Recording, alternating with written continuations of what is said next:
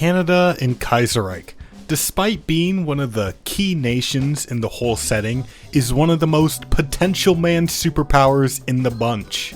But in a player's hand, they can do more than just pad the Third International's KD.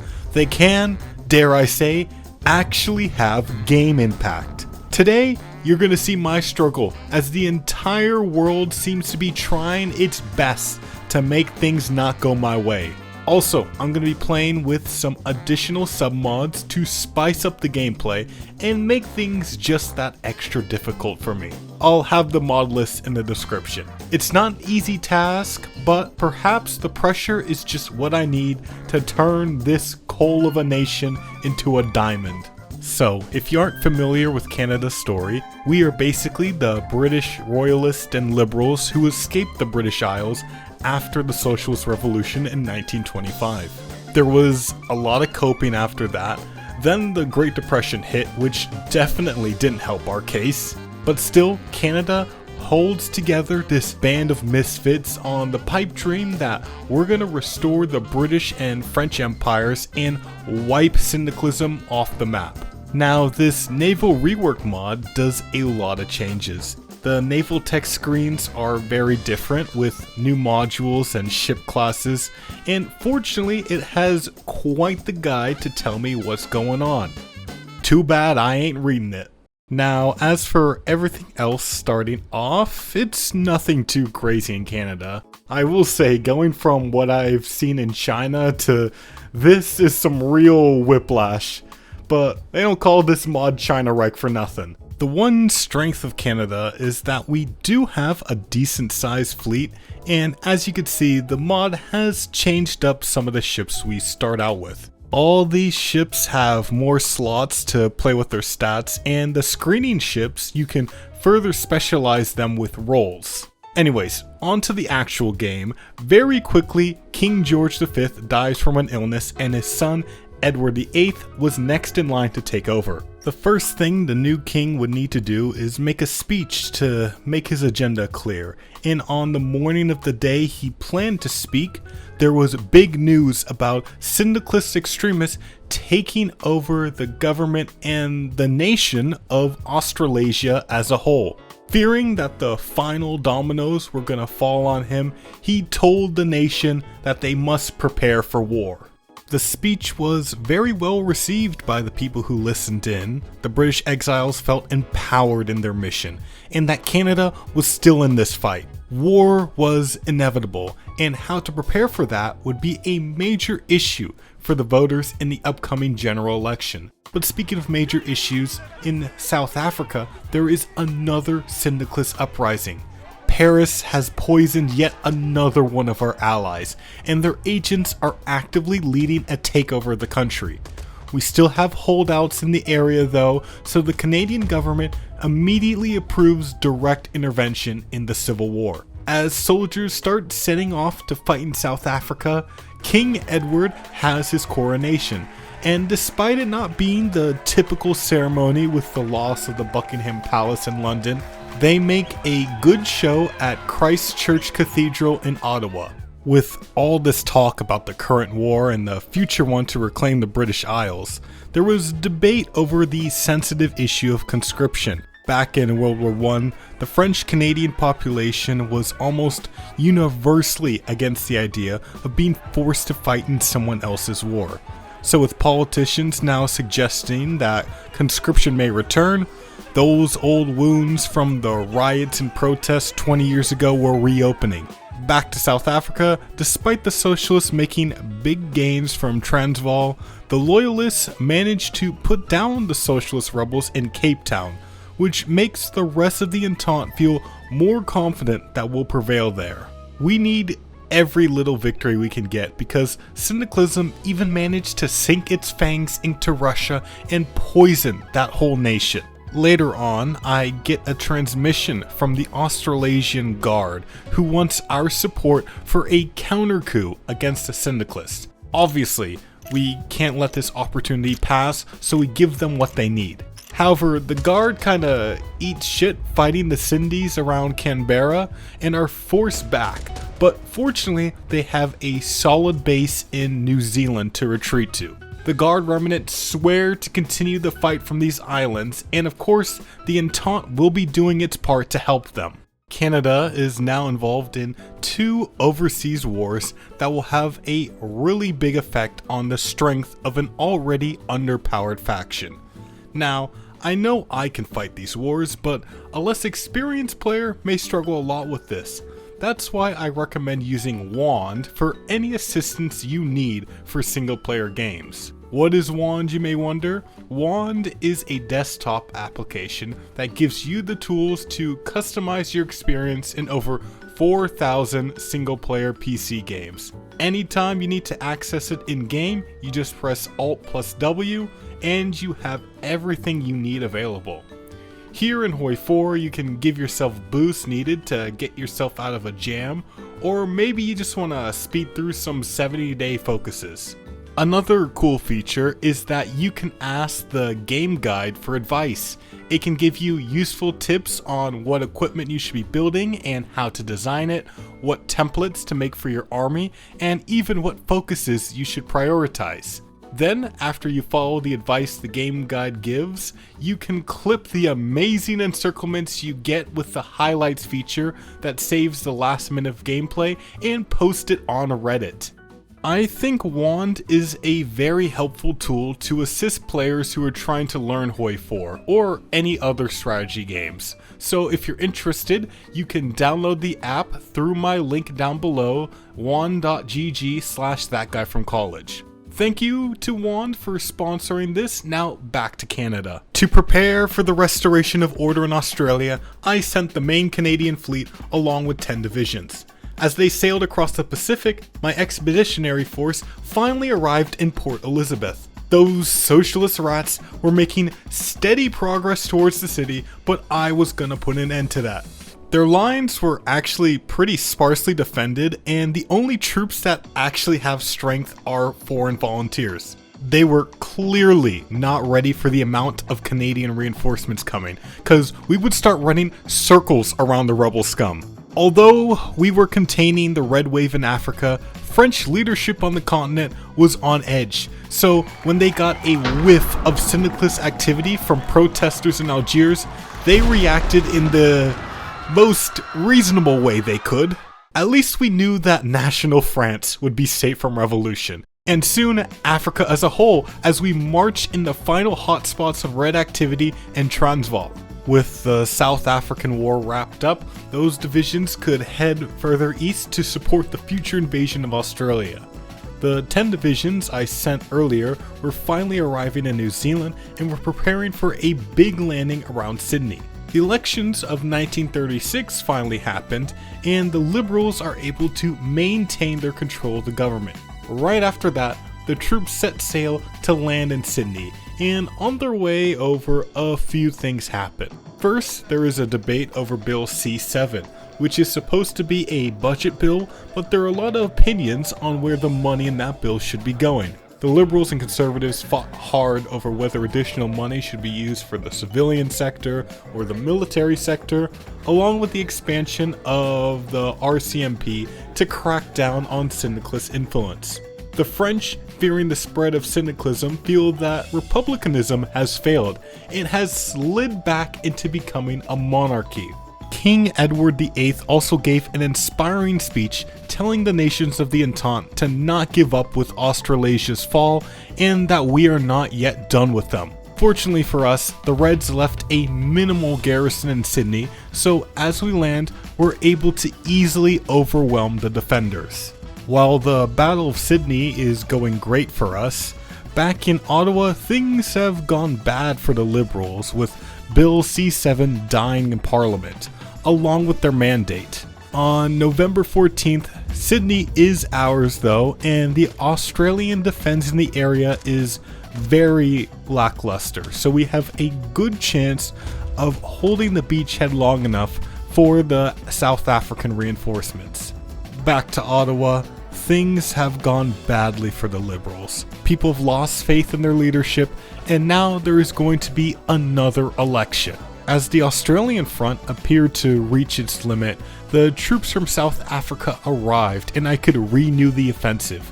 They would push southwest towards Melbourne, and with the vast majority of their population under our control, the Red government was forced to surrender. In the aftermath, we make sure to install one of our own guys to run the country, and since we're at peace, we can finally show some support to our side in the Spanish Civil War. When it came time for Canada to choose leadership in the re-election, the Liberals were able to campaign off their victories in South Africa and Australia to regain the trust of the public.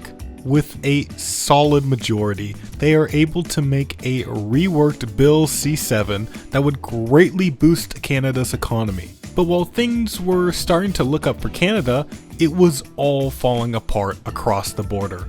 The American Civil War was scaring this country, especially with the appearance of a syndicalist faction right across the Great Lakes. Once again, politicians in Ottawa were pushing for a draft, so we would be ready for a possible war with America. They were aware that a peacetime draft may not be very popular with the Quebecois despite the proximity of the threat, but still, liberal and conservative politicians were in support of it. This caused an outroar in Quebec, with numerous riots and protests being reported around St. Lawrence. If we wanted to deal with the syndicalists threatening us, we're gonna have to deal with them first. The Liberal government doesn't want too much smoke from the area, so they try negotiating with the Quebecois leaders. Meanwhile, the Dominion of India is about to begin their fight against the Reds, so we have to be ready to help them. The meeting to deal with the Quebecois outrage goes well for us. We negotiate them down to be able to accept limited conscription in exchange for federal investments into Quebec to boost their local economy. As the investments are prepared, our soldiers are fighting the good fight in Spain and India to deal with the Reds, but our efforts are interrupted with reports of yet another revolution, this time in the Caribbean. Once more, the red poison is spreading in North America, and we gotta stop it. Not sure what these guys were thinking though. If we could beat South Africa and Australia, what chance did they have? Unless they honestly thought I'd let them live out of pity. Venezuela, the rats, are trying to seize some of their land, but I ain't gonna let that happen. However, I will admit they were useful as a staging ground for the final offensive on Trinidad to take their final stronghold. I resent my volunteers, and while our India was doing fine, things completely fell apart in Spain. I really should have just let them die, but instead I took a big hit of copium and thought maybe I could bring the Carlists back. It's such a dumb decision when the Sindhis are pretty much gone, and I really need to be doing something about the Reds in America, cause they're making a concerning amount of progress. I need to make a choice here, and obviously the feds are on their last legs, so I support the Pacific states instead. I sent them 3 volunteers and dump a bunch of guns on them to replenish their lines. Obviously, this fight is way more important than my cope dream in Spain, so I pull everything to leave them to their fate.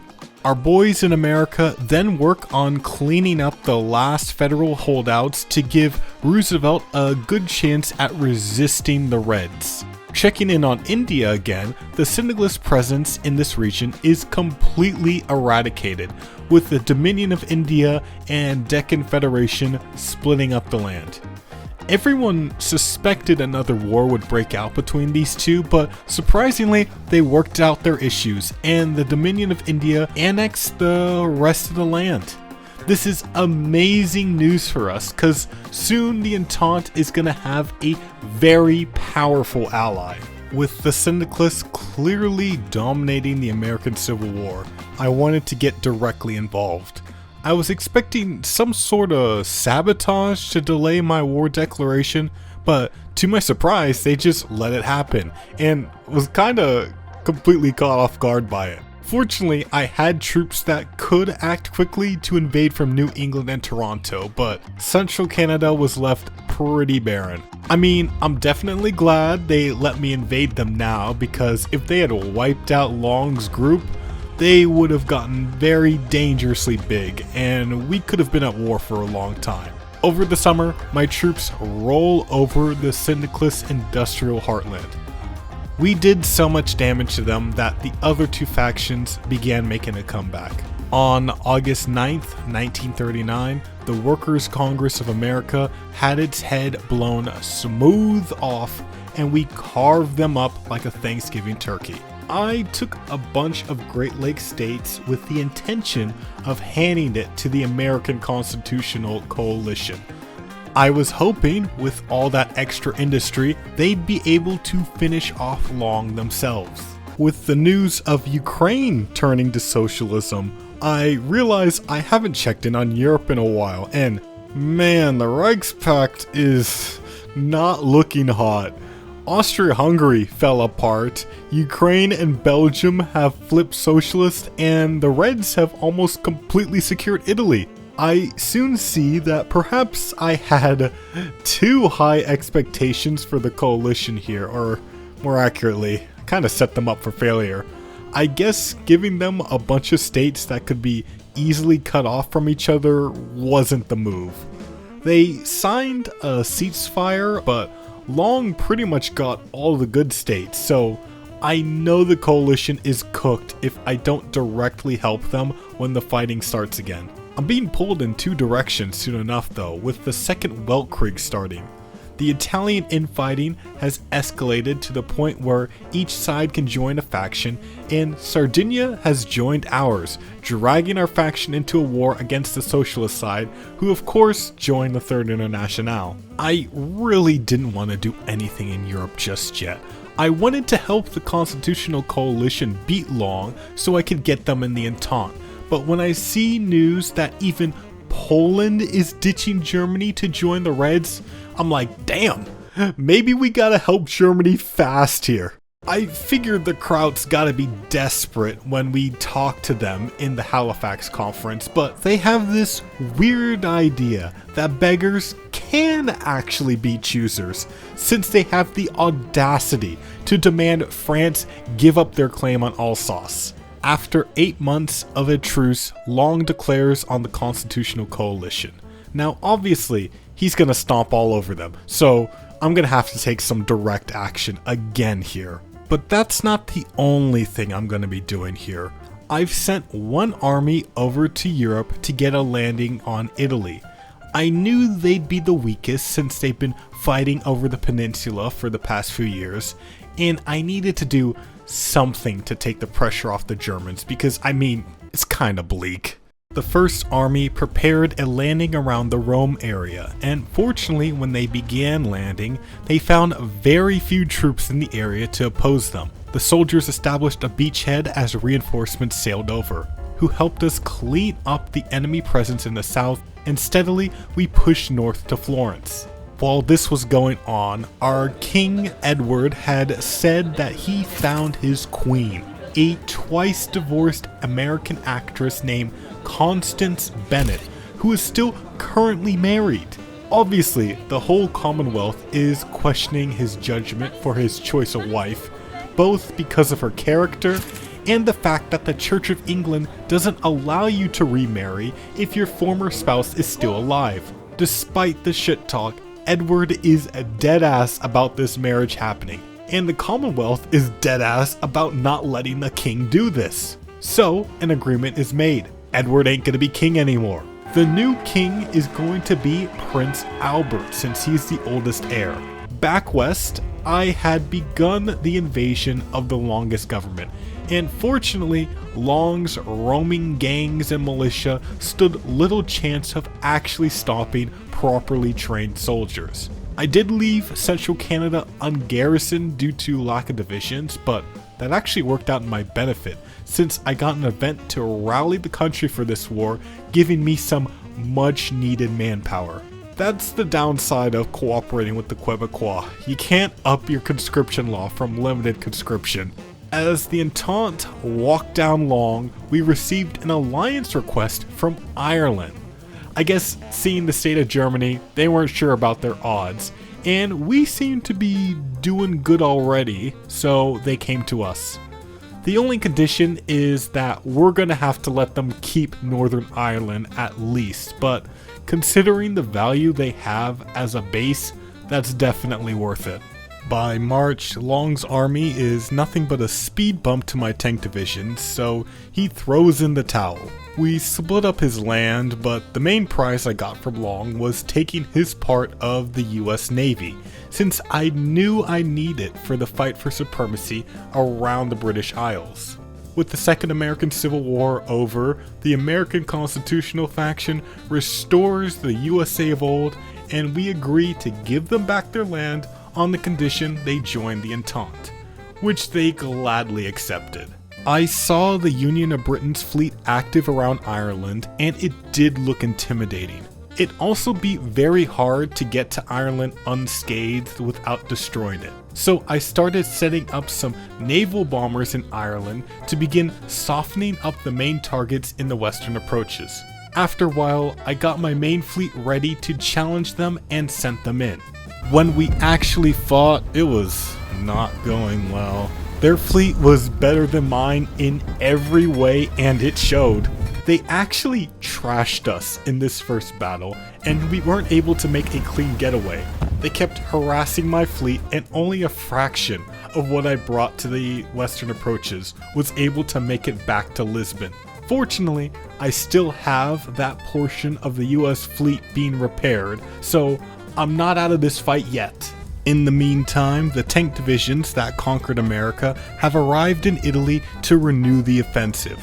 Soon, Florence is back in my hands, and we cut off a decent chunk of Italian soldiers around Ancona. With the Italians on the back foot, we continue to push along the east coast. It seems the whole Italian front was falling apart since the Germans were also pushing across the Alps towards Venice. As that was happening, the US made a small landing in southern France, and I immediately shipped in troops to support them. The Socialist Republic of Italy was now being pushed in from 3 directions. It was clear they didn't have long for this world. They had nothing left to defend the cities of Turin and Milan, and with their capture, the government collapsed. I definitely helped Germany a lot with this offensive because despite them getting pushed in hard from the east, they have cleared up a lot of land in the west, and I will continue my push into France from the south. Meanwhile, I gathered the remnants of the Canadian main fleet with my American one to once again challenge the Union of Britain in the western approaches. Despite not having much in terms of screens, I was hoping my battleships and carriers could rule the battles here. Most of our destroyers didn't make it, but I was able to destroy almost all their carriers, which I think was a very good trade. Next up, we hunted down most of their capital ships north of Scotland. This was just an amazing victory for us. Even though the British had a decent amount of ships left, they didn't dare contest us around Ireland anymore, which means the waters are clear to launch an invasion of the British Isles. I had Marines and tanks gather in Ireland to prepare to retake our homeland. On the night of Christmas in 1941, my Marines set off for Liverpool. The city is actually undefended. I mean, who wants to spend their holidays in Liverpool, am I right, guys? But now with this foothold, I can send the signal for my loyalist sleeper agents to wake up and assist the liberation of the British Isles. Wales is quickly locked down, and we have a solid foothold to push into the rest of the island. The British were too taken by surprise to really organize a proper defense. Meanwhile, I went ahead and sent an attaché to Germany to see how they were getting along, and despite the progress the Eastern syndicalists have made, I was confident they were going to make it because in the West, the Third International was falling apart, and their division counts appeared to be a fraction of what they used to be as German troops liberated Belgium and pushed into France. As we pushed against the British troops in northern England, the US made a landing behind them in Scotland, which was very useful for me to expedite the end of the Union of Britain by taking Newcastle without a fight. The walls were closing in on the Commune of France, but since there was no Halifax Conference, that meant there would be a big debate over who gets what French land, and I definitely couldn't have Paris be in German hands. While my main army was pushing from southern France, my marines, followed by my tanks, hit the beaches of Normandy to secure as much of northern France as possible. We cooperated with the Germans in the Battle of Paris, but I made sure my tanks were the ones who occupied the city. Soon, my troops captured the major cities of Brest and Bordeaux, and after that, the Commune of France was forced to the peace table, along with all the other defeated syndicalist governments. There was some back and forth, but I managed to secure all of Britain for myself, most of France, and northern Italy. The rebuilding process could soon begin for me and the Kingdom of France. King Albert I traveled to Westminster Abbey for another coronation ceremony to show the world that the United Kingdom was back. All the tech I researched transfers over, but unfortunately, we start from zero with all the Mio companies I leveled up. I also have to remake the army, and as for the navy, I'll get it back. I just have to go through a few reconstruction and military focuses first. I was content to sit for a while and build up since I had full confidence Germany could hold the line against the Eastern Syndicalists, but my allies were all too ready to keep fighting the Red Menace. As those naval invasions were planning, the Reichspakt got busy during the fall and winter. They did a massive invasion of Illyria, and they really popped off from there. They eventually swept through most of the Western Balkans, liberating most of Hungary and cutting off massive amounts of Soviet troops. The Red Army was so bad at responding to this. Some of the Reich divisions had even managed to push past Slovakia into Poland. But things were about to get so much worse for the Sindies. Canada put the army I made to great use by landing in eastern Prussia, and I quickly realized we had the potential here to push out from that landing, meet up with the Reichspakt forces to the south, and destroy the whole Russian army invading Germany. I don't exactly have much here to help with, but I still go all in with my 20 infantry divisions. We've formed a solid perimeter in East Prussia, while the Reichspakt forces are closing in on Warsaw. The supply hub setup here doesn't work well in the direction we're advancing in, so it is a slog to move southwards. The Russians are trying their best to stop us, but they can only resist so long when the pressure is coming from two sides.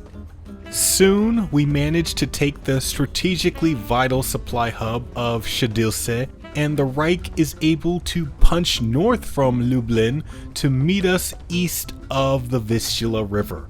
Although many Russian troops did manage to flee through the corridor as we fought to close it, I'm still very happy with what we captured here. The Russians tried a counterattack to cut us off at Königsberg, but our guys just did another landing behind them in Lithuania. From there, they would spread out and not only destroy that counterattacking force from behind, but completely lock down the Baltics. As I worked to clean up the pockets of Russians across Poland, the rest of the Entente and the Reichspakt were flying forward.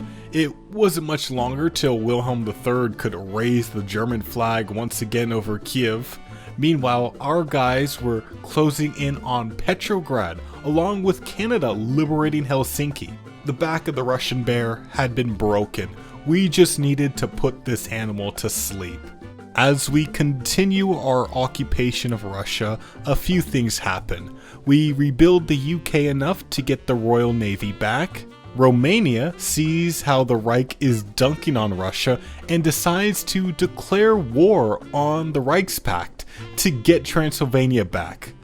Does Michael I have a strategy here? Obviously not. Did he get some hype moments in aura? You can be the judge of that. In February of 1944, we had finished our reconstruction efforts, so we can begin to think more about re-establishing the British Empire. As our empire is being reborn, the Russian one has died once again. I had no war score in this conference, so I just had to let the AI do whatever with the Ivans. But after that, the Second Weltkrieg is over.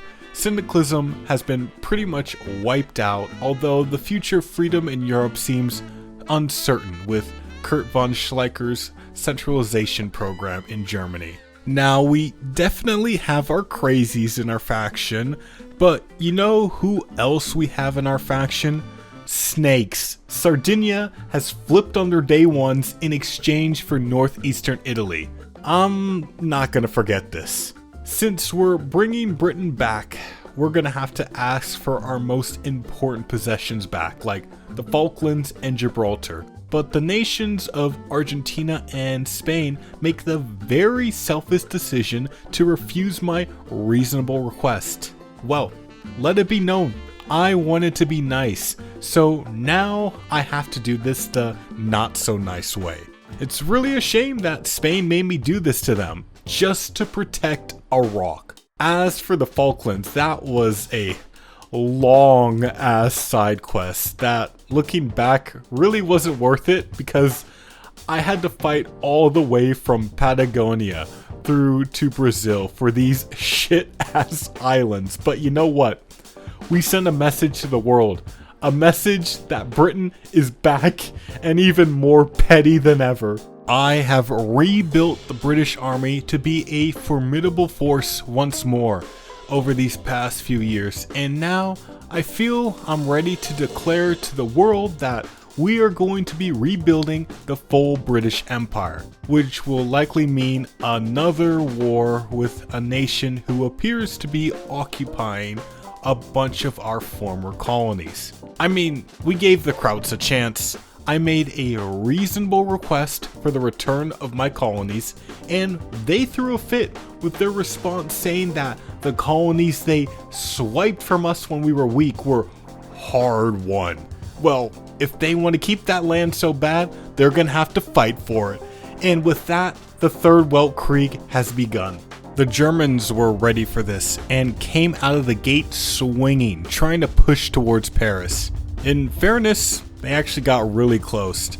They also encircled a few troops, and I was unable to break them out since the Luftwaffe managed to get air superiority over the area. A rough start, but I believed over time I'd wear the Germans down. I mean, I was able to blockade them easily with the Royal Fleet, since their navy was really run down from the last war, along with running a strategic bombing campaign to neuter their industrial advantage over me. Man, how awkward is it that both the Entente and Reichspakt divisions are sailing past each other through the Suez Canal? Anyways, I shifted my tank army north to push the Germans away from Paris. I did a 2-pincer offensive near Amiens and Reims, and they met up south of Lille to encircle a decent amount of Reich troops. I did have a big problem early on with the Netherlands taking my main aluminum supply in Georgetown, so I really needed to work fast to get that back since trade only covers so much of my deficit, and this really cut into my bomber production. At least my tanks are able to keep the pressure up on the Reich on the open fields of France. Eventually, we surrounded the city of Lille and liberated it. The strategic bombing campaign is also doing really well, even if we're struggling to replace losses. 1/10 of Germany's total factories are bombed, which includes 16% of their military production. By the end of November, we liberate Georgetown and get back that juicy aluminum deposit. Air production can now be freely scaled up, and with our soldiers pushing through Morocco to liberate Tangiers and Quetta, we have now opened the Mediterranean up to further Royal Navy action so we can tighten the blockade around the Reichspakt. America had more ambitious plans than I did there and was already launching naval invasions of Italy. They sent a sizable force here too and quickly swarmed the peninsula. I was actually pretty impressed. Meanwhile, my troops grinded their way through Belgium and were soon on the Dutch border. I will say, it's stupid that we have ships patrolling every sea around Europe, yet Germany is still able to get its rubber from their East Asian colonies through overland trade. Anyways, my tanks are soon pushing into core German territory from Metz, and I see an opportunity. I divert some tanks from the Netherlands to push southwards, and these two pincers soon meet up in the city of Aachen. With that, I've pocketed nearly 2 armies worth of troops in the Ardennes forest, and left the Ruhr area very vulnerable to attack. I take advantage of it quick, forcing a crossing across the Rhine and enveloping the city of Dusseldorf. The city wasn't able to take the pressure and we forced them out, giving me my first solid beachhead across this river. Meanwhile, up to the northwest, I was pushing with American forces to take the city of Rotterdam and put pressure on Amsterdam. The Netherlands would fall pretty quickly after that, and to the south, I worked on liberating the rest of the French territory from the Germans. I want to give a quick shout out to the Indian AI trying to cut off the German rubber trade with their invasion of Vietnam. I definitely appreciate the effort. But anyways, Germany was not having a good time without the Rhine. There wasn't many other places they could make a stand, so we started overrunning them everywhere we pushed. Seeing that Germany was on the brink, Siam joined the Japanese to swipe their East Asian colonies, which thankfully did cut off their trade, but it's kinda too late to matter. This war has not been a cheap one, but in the pursuit of the noble goal of re-establishing Britain, it is definitely worth it. As they say, never has so much been owed to so few. By December, the German army can hardly put up a defense of its heartland anymore. Once I tell my tanks to go on the battle plan, they can only report a few speed bumps on their way to Berlin. With that accomplished, the whole alliance collapses afterwards, and Poland tries to declare war on Germany like that's actually gonna save their ass. Wait, actually, that's the second time they've betrayed Germany this campaign. I guess Polish people really are magicians with how they can turn from your dog to a snake just like that. Welp, we got a lot of work to do to create a new order in Europe. There are a few loose ends I need to clean up, but I'm not gonna bore you with that. What is crazy though is after seeing us tear up Germany like a pack of hungry wolves, Japan took a page out of the Romanian foreign policy book, looked at us and said, "Nah, I'd win," which of course they did not. After that, I think it's fair to say the UK is once again the top dog in the world.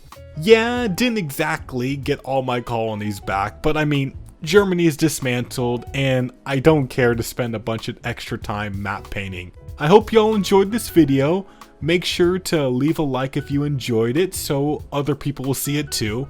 I will say, after playing with the Naval Overhaul mod and this Enhanced AI mod, not sure I'll play with them again. The better AI mod I usually play with does a much better job, and I feel like the Naval Overhaul mod didn't really change my naval gameplay experience that much. Shout out to my alumni on Patreon going the extra mile to support this video and my content. I really appreciate the support y'all give me there. I will have the CK3 realism video out next week, guys.